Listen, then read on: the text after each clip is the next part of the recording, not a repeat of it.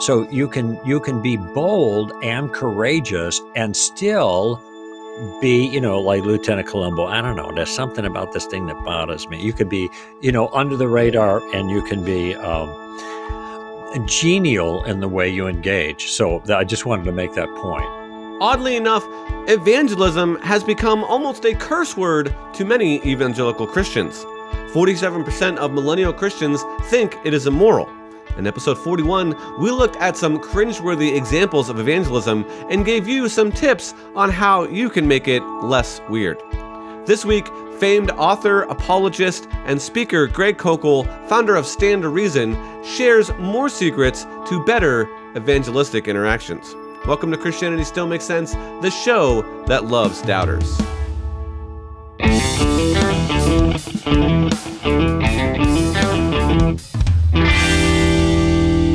Greg, it is so good to have you on Christianity Still Makes Sense. I always love our times of connection, and thank you for joining us on our program. Yeah, it's always a ball when we get together. And what was the last time?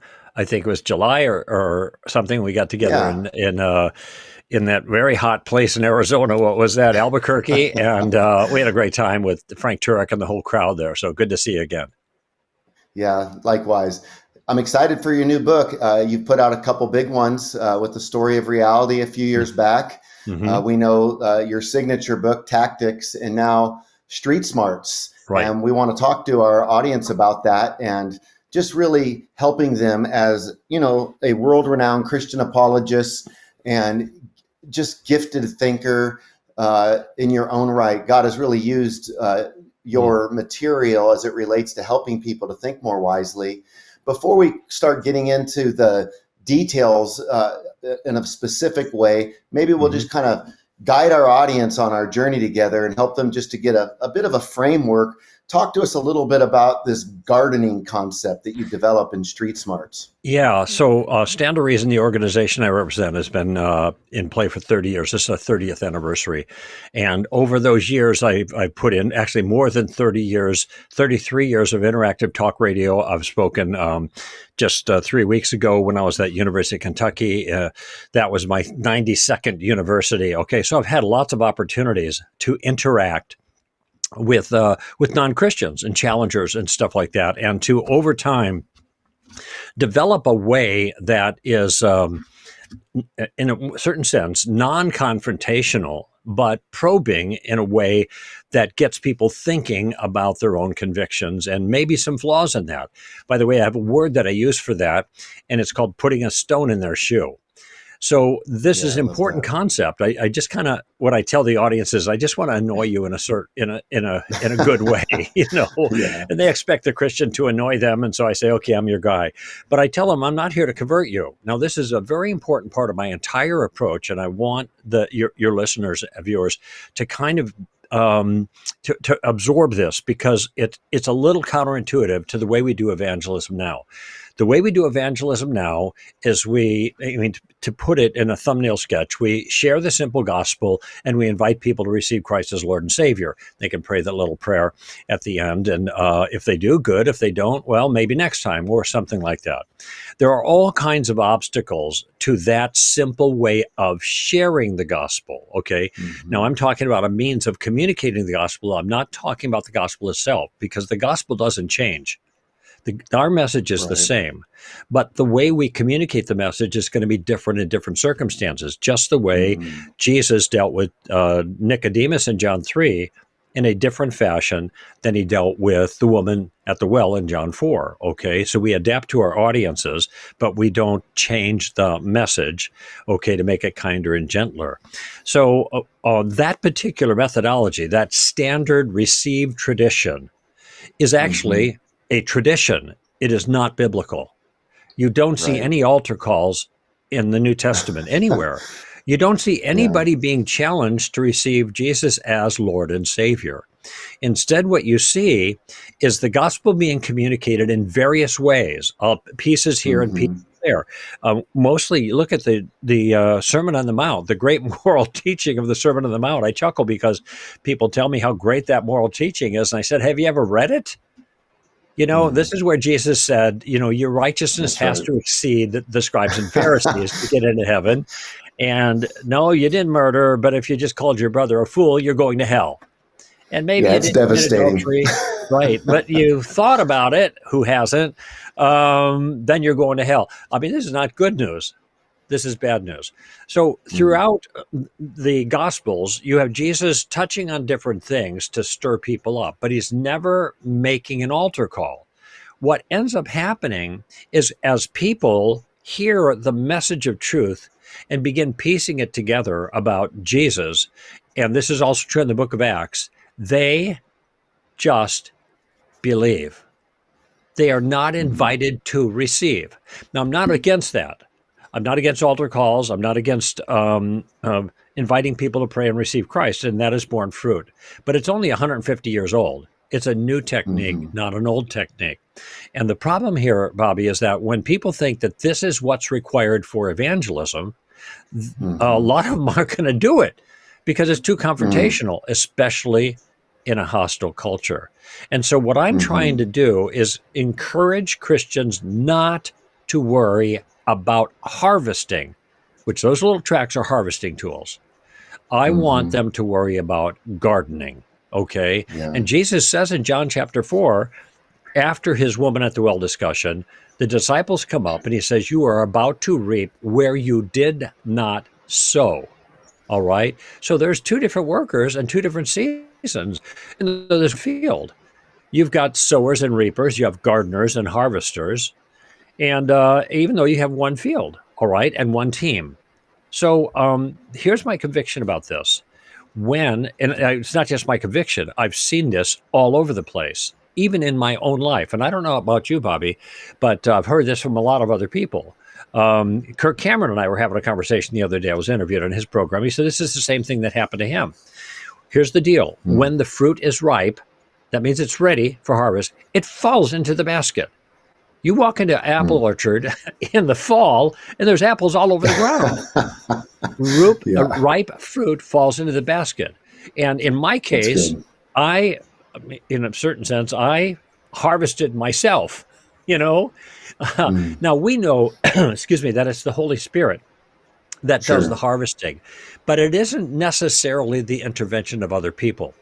And I take a poll now when I give this talk, Bobby, just of my audiences, for them to see how powerful this is and how the reality of it is in so many people's lives.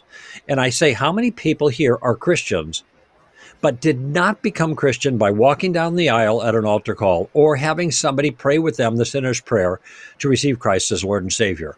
And I'm just telling you, I was actually shocked when I started to doing this.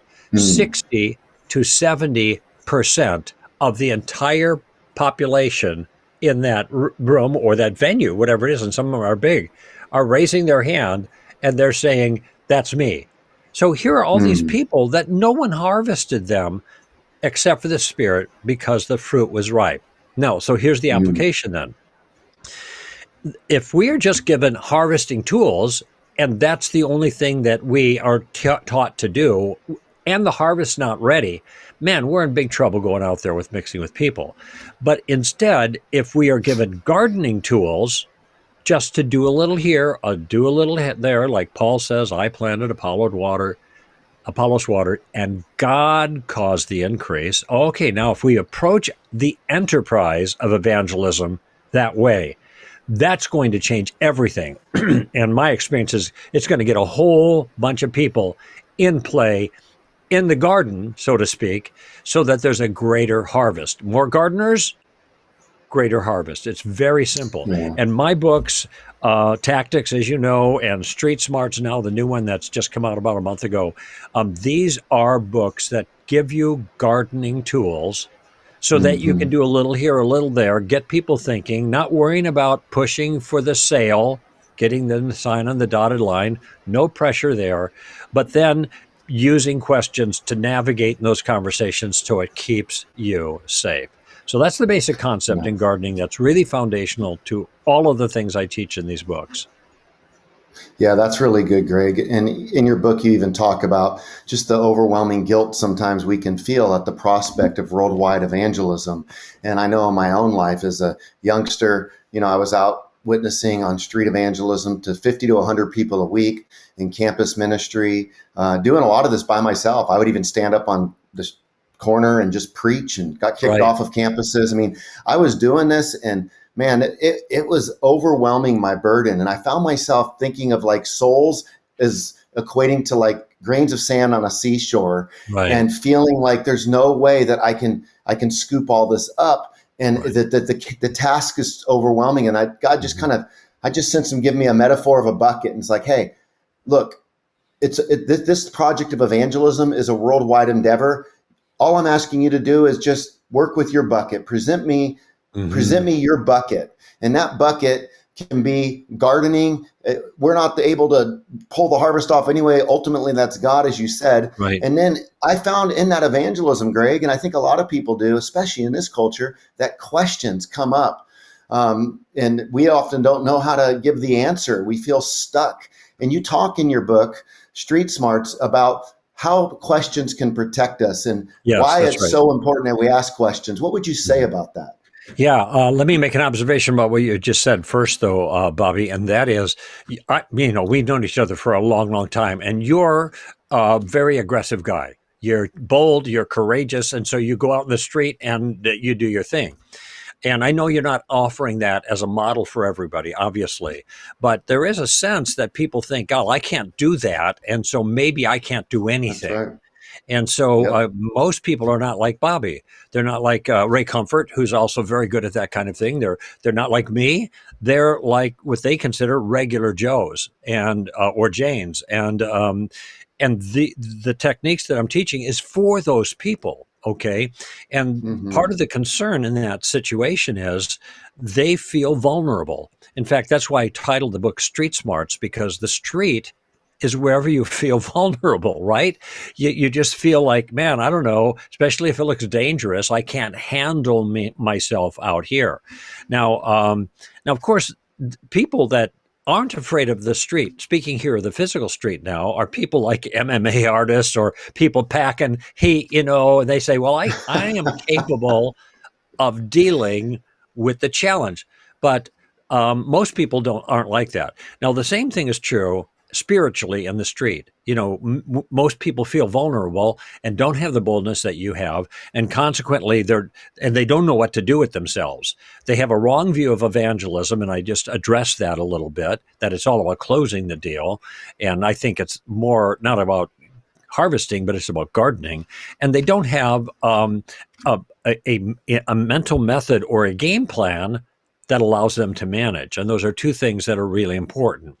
And as you mentioned here, central to the game plan is using questions in every step. There are 3 steps in the game plan that I explain in Tactics in detail, but you don't not need to have read Tactics, those many of your listeners, I guess, have, to benefit from Street Smarts, because I review the basic concepts of the game plan there and the importance of questions.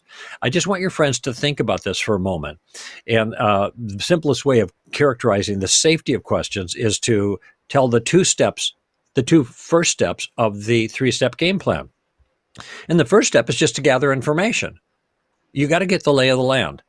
And you don't know where people are coming from, or maybe they're coming at you with a challenge, okay? Still, you want to gather information. Well, I'm not a Christian, I'm an atheist. I don't believe there's any God. Oh, really? What kind of atheist are you? So I throw the ball back in their court. And notice what I'm asking for is more information. What do you mean by that? Now, I want your listeners to see something here. When I get pushed there with essentially an implicit challenge, I might feel like, oh, man, I don't know good arguments against atheism. And so I say nothing. I'm in the street and I'm vulnerable, right? But if instead, or I might try to say something, and if I say something, now I'm putting my view forward that the atheist can attack, maybe in a way I don't know how to deal with it, okay? So I'm vulnerable to a counterattack, so to speak, because I've put my own idea forward. But notice when I say, what kind of atheist are you? That's a question about his view. I'm not saying anything Yeah. about my view. So I am Mhm. completely safe at that point. Mhm. Somebody says, what about the problem of evil? I say, what about it? I want them to Mhm. explain. Well, that's a Exactly. problem for you, isn't it? Well, what's the problem? I want them to explain. Mhm. Notice it comes to me, I kick it right back. Every time I kick Yep. it back, it's not just evasion, it's a carefully thought out maneuver because I Mhm. want them to talk more about their view. And there's a reason for this, Bobby. If their view is false, and by the way, if we have the truth and theirs is contrary, their view is contrary to ours, then their view is false. The more they talk about it, probably, likely, the bigger the hole is that they're digging for themselves. And if I'm alert and I have some of the information that I provide later in Street Smarts, they're going to be able to see some of these flaws that they're then going to be able to ask other questions of. So the principle Mm. here is when you're asking questions, and the first question is some form of the question, "What do you mean by that?" Or "Help me understand your view," or "Tell me more.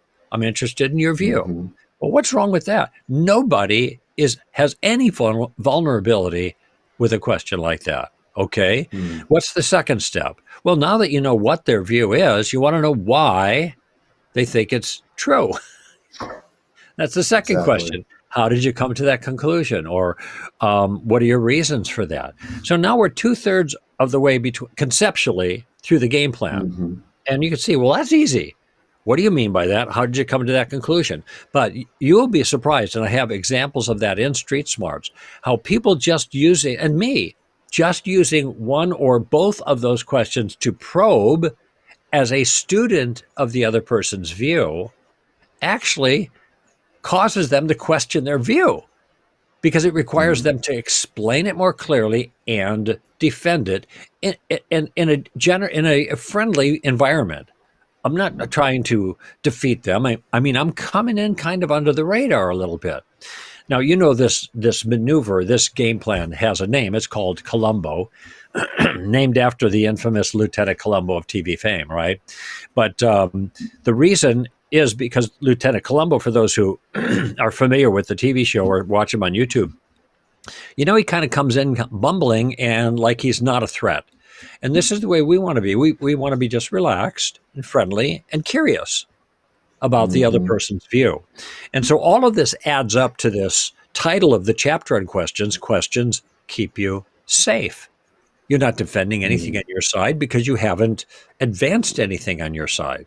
Okay. Mhm. You're showing a genuine interest in the other person's view. You're gathering information so you have a clearer idea how you might proceed, or maybe whether or not you should proceed at all.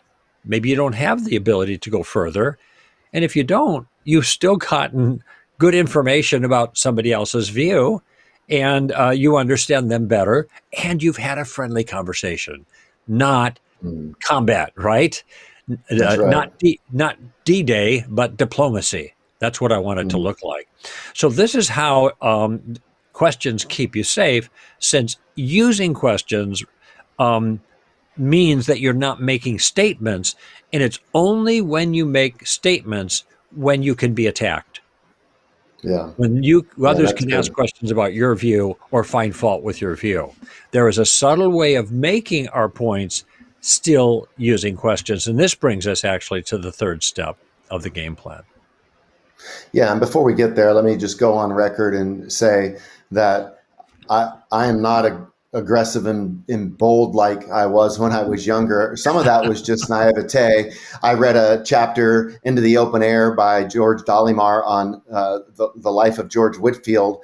And, you know, I was just so uneducated, and I just took the Bible and saw what they were doing and went out and did that. And I got, you know, beat up in the process, but it was also some of the making of an apologist, and Mhm. also just learning, you know, what are the best ways about doing this. And I do think that relational evangelism and just building relationships and asking questions, as you said, is so important. You know, and I do think we want to have that boldness, but you can be bold in asking questions. And I think what Sure. you said, questions really do buy you some time to think. and that's important as well. So talk By to the us, way, Greg, about what's up. hold on just a minute. Boldness is not aggressiveness. It's a No. willingness to step into what appears like a dangerous situation. So boldness is the step forward. It isn't the Yeah. manner in which you step forward. So you can Yeah. step forward in It's a good. gentle way, even though you realize you're stepping forward into maybe a volatile circumstance because of the nature of the ideas and the challenges. Under the radar, and you can be genial in the way you engage. So I just wanted to make that point.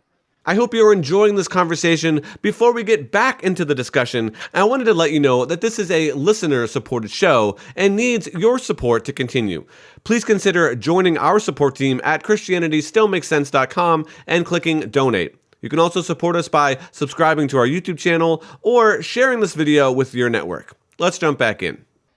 Yeah, well said. I think the same thing when it comes to passion. Sometimes people think, oh, to be passionate for Christ just means, you got to be highly expressive. And I've often said, no, I mean, sometimes those people are just emotional. And sometimes that quiet person is really passionate, because passion is detected through our convictions and living those out. So, Greg, we only got about 4 or 5 minutes here left. Why don't you begin to help us land the plane with your third and final response, and then we'll see if we have any, final moments to. Yes. Add any Okay. final touches. Let me explain the concept, then I'll give an illustration of it. Okay. And the concept of street smarts here is the third step of the game plan is using questions to make a point. And the point might be an attempt to parry a challenge, or maybe to respond to an alternate point of view, like atheism versus Christianity. Okay, and we're going to use questions to do that. Very important. But in order to do that, you have to know a couple of things. You have to know what's wrong with the other person's view. Okay, so in Street Smarts, I have 2 chapters on atheism. I have a chapter on the problem of evil. I have a chapter on can we be good without God.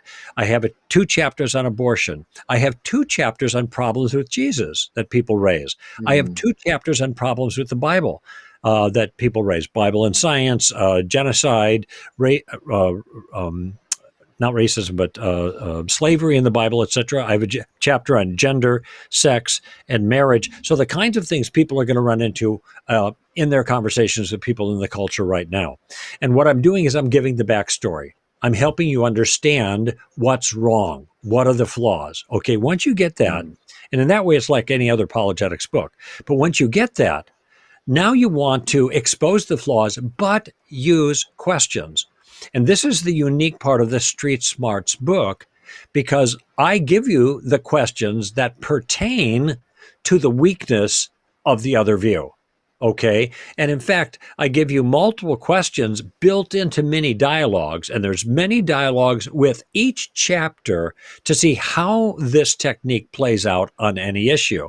So I give you the springboard into your conversations. All right. And it's meant to put a stone in their shoe. It's not meant to get a decision. But there's something else that's unique about the way this works.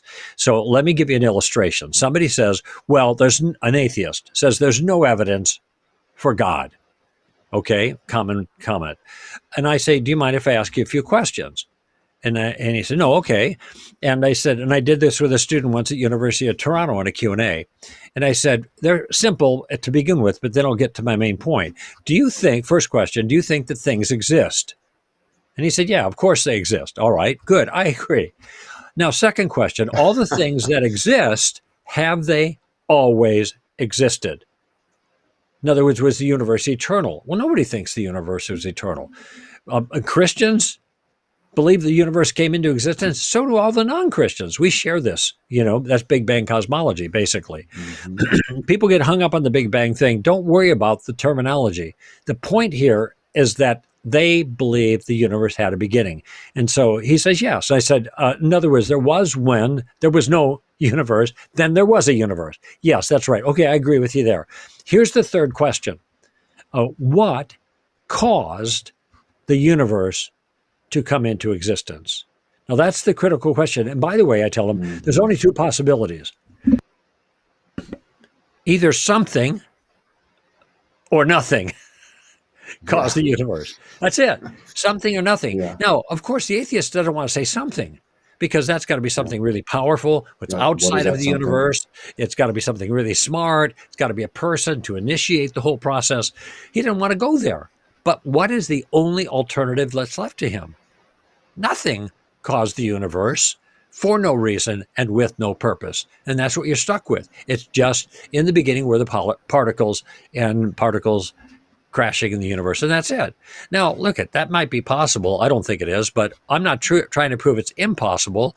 I'm just trying to show it's dumb to hold that view. Yeah. Maybe I don't Right. say that to them, but the point is, Sure. what's the odds-on favorite? Is the odds-on favorite that this universe popped into existence out of nothing? Where do we see that happening all around us now? I'd like a Porsche to pop into existence in my, actually, That's right, yeah. I'd rather have a brand new Ford F-150, not a Porsche. But in any event, it's not going to I'll happen. take the Porsche. Yeah, okay, good. But it's not going to happen. The odds-on favorite is that someone caused the universe, okay? Now, there's evidence for God. That's it. And I just want him to think about that. That's a stone in his shoe, and I'm not going to go any further. I've just given it to him. Okay, now I want you to see something else that's really important here in our final minutes of the street smarts approach.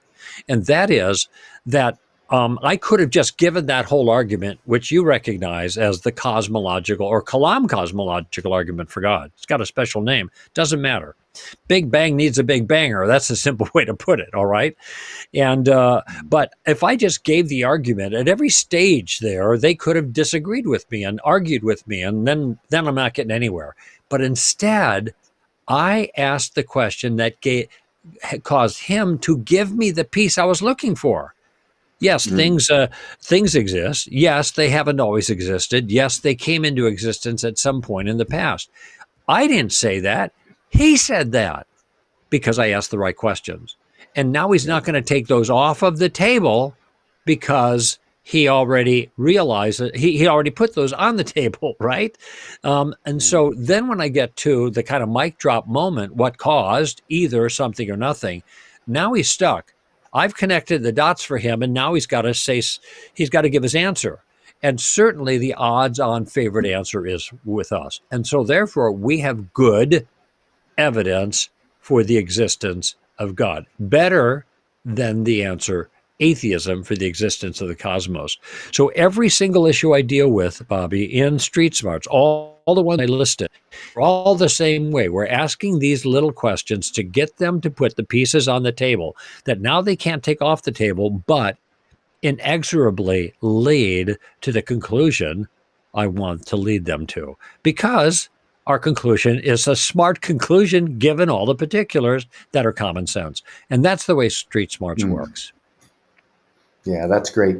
We really appreciate your time today with us. And I do want to encourage the listeners to make sure that they get a copy of Street Smarts and to even consider going through this in a small group setting, as there's a small group compendium that's coming along with this as well. And I'm so thankful, Greg, for what you've done with the chapters. It really is a great way to equip how to go further and deeper into questions that you're talking about, and also providing some really good objections. Thank you again for your time. Any final thoughts, Greg, as we wrap up? No, just great to see you. Love to see your face, Bobby. Wish I saw it more frequently. Well, thank you for joining us. We will see you next time on Christianity Still Makes Sense.